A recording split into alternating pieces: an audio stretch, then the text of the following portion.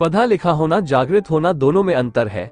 किताबों को पढ़ लेने से या डिग्रियां हासिल कर लेने से कोई जागृत नहीं कहा जा सकता। हर शिक्षित व्यक्ति जागृत ही हो, ऐसा नहीं है।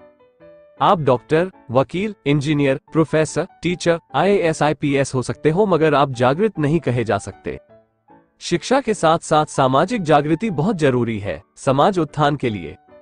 हमारे पढ़े लिखे अधिकारी, कर्मचारी, उच्च शिक्षा प्राप्त व्यक्ति को हमारा सही इतिहास नहीं पता नहीं होना ये बुरी बात नहीं है, परंतु जब पता चल जाए कि मैंने सब कुछ पढ़ा जो लोगों ने मुझे पढ़ाया, परंतु मुझे मेरे महापुरुषों का इतिहास नहीं पता, हमारे महापुरुषों के जीवन संघर्ष और बलिदान का नहीं पता, जिसकी वजह से हमें शिक्षा लेने का अधिकार, शिक्षा देने का अधिकार, संपत्ति रखने का अधिकार, वस्त्र धारण का अधिकार मिला।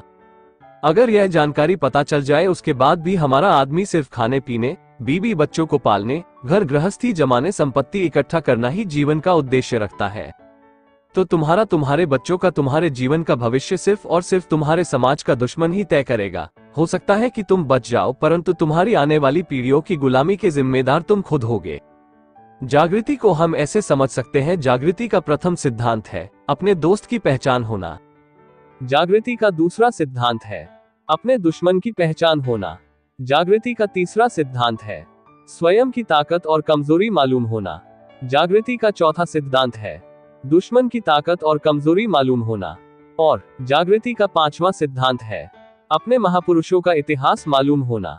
ये 5 बातें अगर आपको मालूम है और आप अनपढ़ भी हो तो फिर भी आप जागृत कहे जा सकते हो, और अगर आपको ये 5 बातें नहीं मालूम है और आप शिक्षित भी हो तो फिर भी आप जागृत नहीं हो।